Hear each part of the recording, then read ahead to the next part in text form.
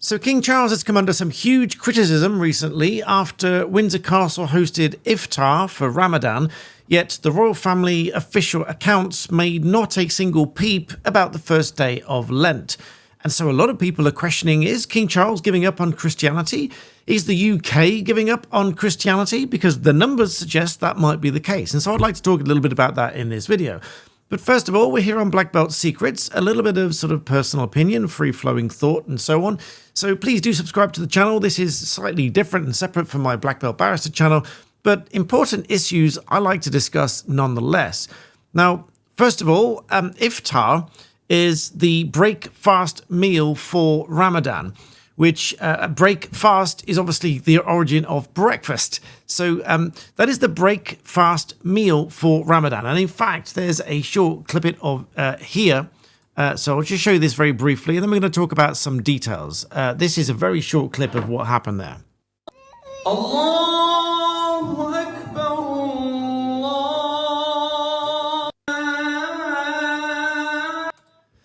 And so this was hosted at Windsor Castle, but that's attracted a lot of criticism because obviously the support for Ramadan, and including on the official account here, where the royal family said, wishing all Muslims in the UK, the Commonwealth and around the world a blessed and peaceful Ramadan, obviously attracted attention because there was no mention of Lent. And now just to make this absolutely clear, I always feel a bit odd saying this, but I feel I have to say it because some people will criticize, etc. But there's obviously nothing wrong with this post, and there's obviously nothing wrong with wishing Muslims in the UK and around the world a peaceful Ramadan. I have lots of Muslim friends, and as I say, I feel odd saying that because even the friends that I have who are Muslim would feel that it's odd that I need to say that, but I say that nonetheless. But I have to say this has attracted criticism because such as the Deccan Herald here, iftar at King Charles Windsor Castle, Christian slam defender of the faith. Because for those that don't know, King Charles, and more generally the monarch of the United Kingdom, is the supreme governor of the Protestant Church of England.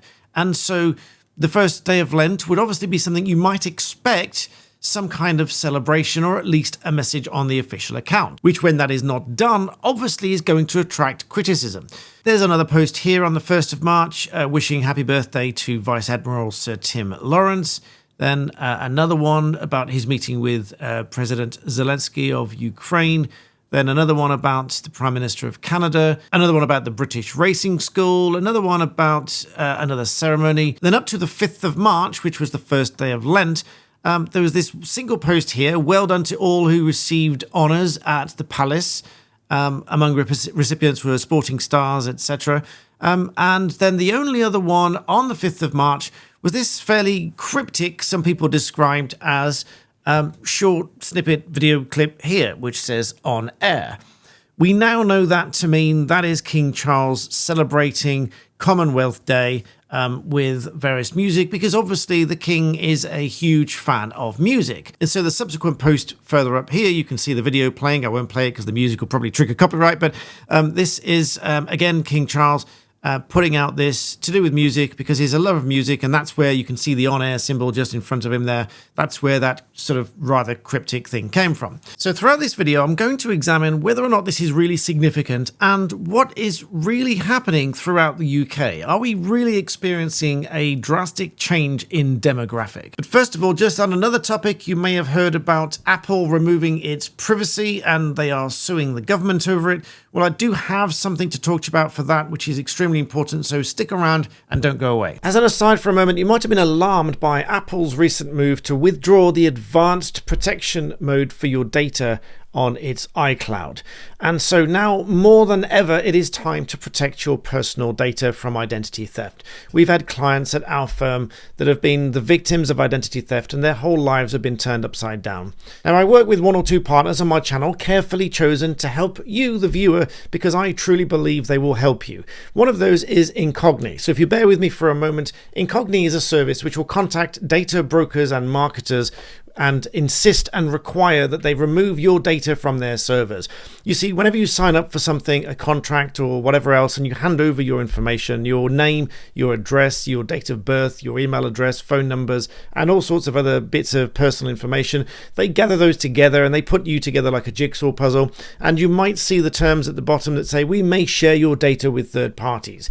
Well, by share, sometimes they mean sell. And even if they don't sell it, sometimes other people sell it on with whom they've shared it with. And so your data gets shared and sold again and again. And eventually it ends up in the wrong hands.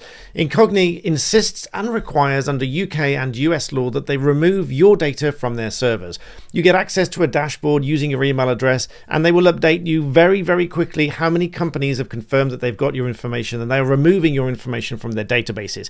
I've had emails from viewers just like you who've thanked me because they are alarmed and absolutely outraged at how many companies have got their data. You will be amazed when you see the numbers coming in on that dashboard. And of course, as they're a partner to my channel here, supporting Black Belt Secrets and you, the viewer, they give me a fantastic discount for you, which is 60% off the plan using the code Black Belt Secrets, which is on screen and in the description below. Use the link, and of course, it comes with a 30-day money-back guarantee. But if you change your mind, but once you see the amount of companies with your data, it's a no-brainer. The peace of mind you get is absolutely worth it. So don't forget the code Black Belt Secrets with the link in the description below, and thank you to Incogni for sponsoring this video. But as I said, this has attracted criticism, and it's not for the first time either.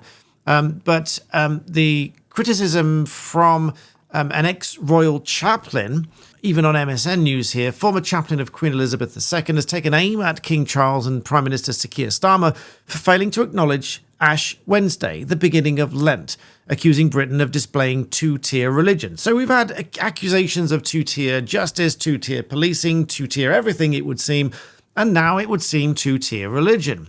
At least that's what people are claiming. Now, as I said, this is not the first time there's been any such criticism.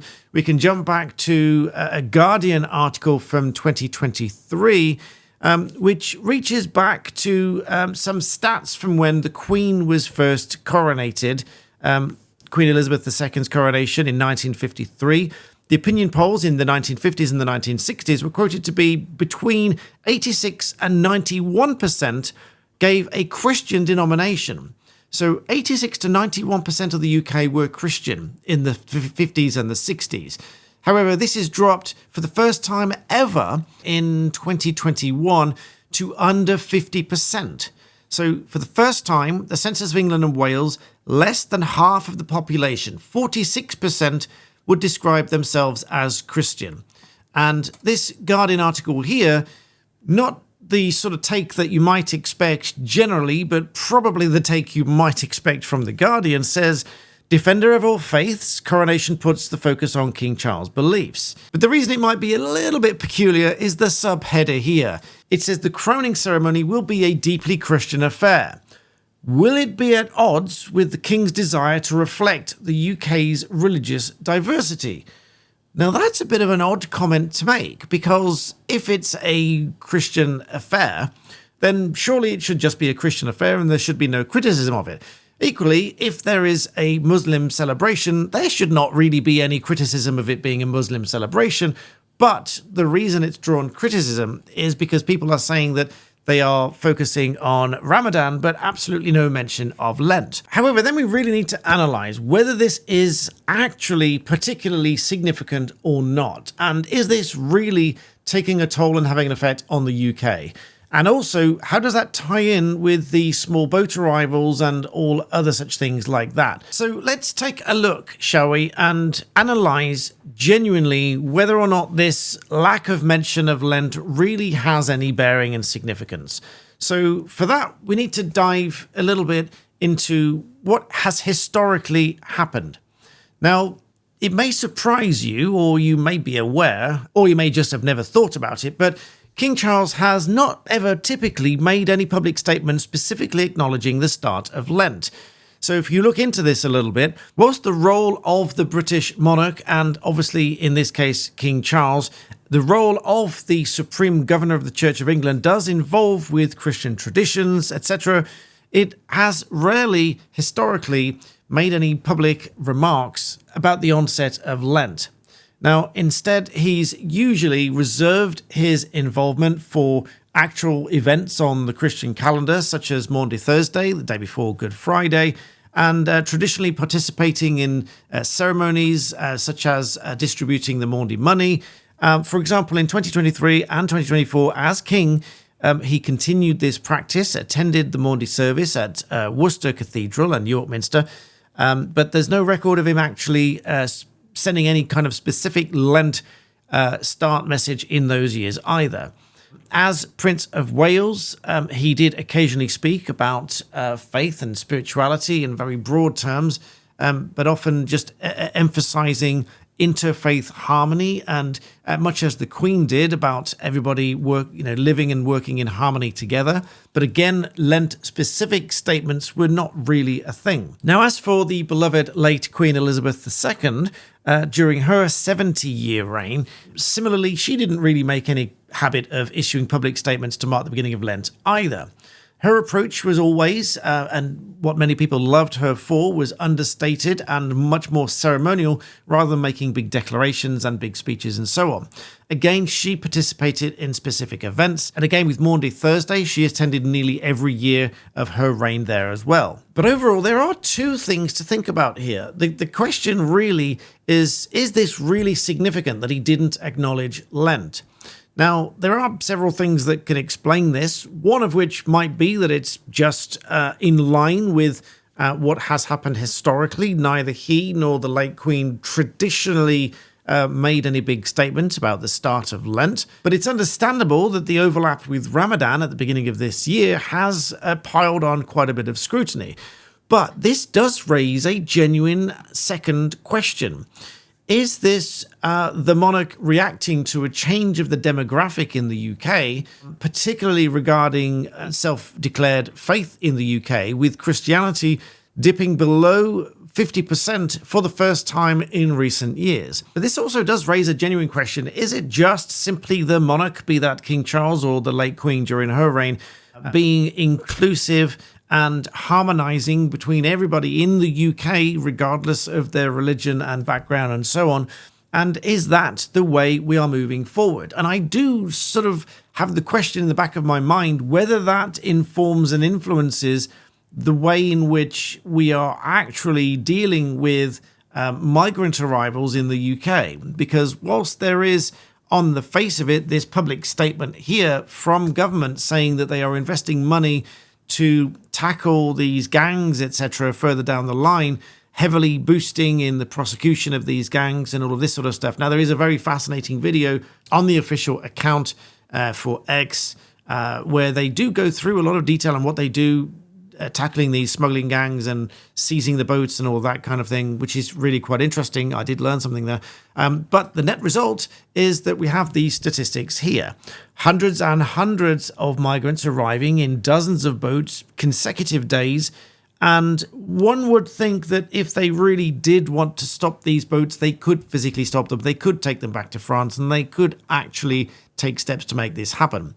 But then the other thing here that sort of exacerbates this whole thing is we have stories like this one, where French Navy officers refused to carry 60 migrants back from a sinking dinghy and demanded that British Border Force step in whilst they were shadowing them in their own waters, apparently, and then instead radioed British Border Force to pick them up and take them instead, which is all a bit strange and feels very much to me like this might well be part of a big plan. It sounds like a conspiracy theory, but over recent years, many different things have sounded like a conspiracy theory until much of it has proven to be true. Even, you might remember I mentioned recently that Meta's dropped its fact-checking program, which has been around since 2016, but it's dropped it very recently, and some of the so-called fact-checking over recent years has actually been proven, ironically, to be false, in that it was either incorrect or overstated in what they said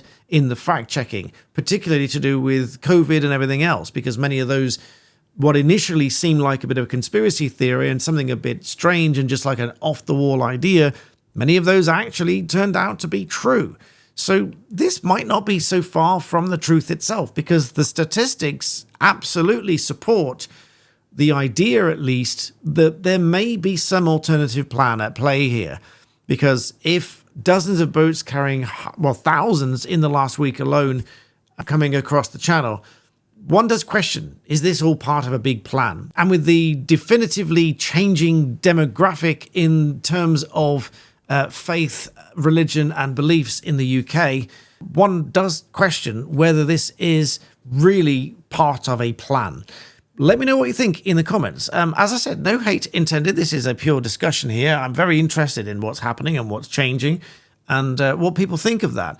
And certainly in the sense of two-tier justice as it's labeled, and they starkly refuse that that is the case. They absolutely say that is not the case, but it is certainly what people think. If I jump across to one of my polls here, I said, based on my recent video on my main channel, that I talked about the change in the sentencing guidelines, which will blow your mind, by the way, but 43,000 people have now voted on that. And this is probably the most definitive poll I've ever done yet. 43,000 people voted and said, yes, we have a two-tier justice system in the UK. That absolutely conclusively shows you what people think. Now, I know this is not a scientific poll, and there's some people may be outside of the UK and whatever, but 43,000 people with a 99% confirmation. The 1% literally could be one person because it's going to give it a percentage and it doesn't do decimals. So 1% could be of just a handful of people, but 43,000 people. Let me know what you think. I think this is, we are in for changing times in the UK. Whether you like it, whether you're tolerant of it, whether you absolutely despise it, that is a matter for you. It's a matter for your personal opinion.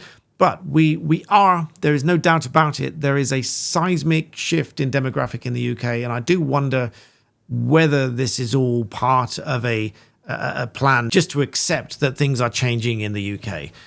That's certainly what it seems like to me. As I said, just making observations here, but let me know what you think in the comments. And please do support Incogni. It's a fantastic deal. I use it myself. You'll be amazed how many companies have your data. Check it out. You've got a 30-day money-back guarantee, but check it out and see just how many companies have got your data. And it'll be peace of mind, and you'll be glad that you did so. So with that, thank you for watching. I'll see you next time.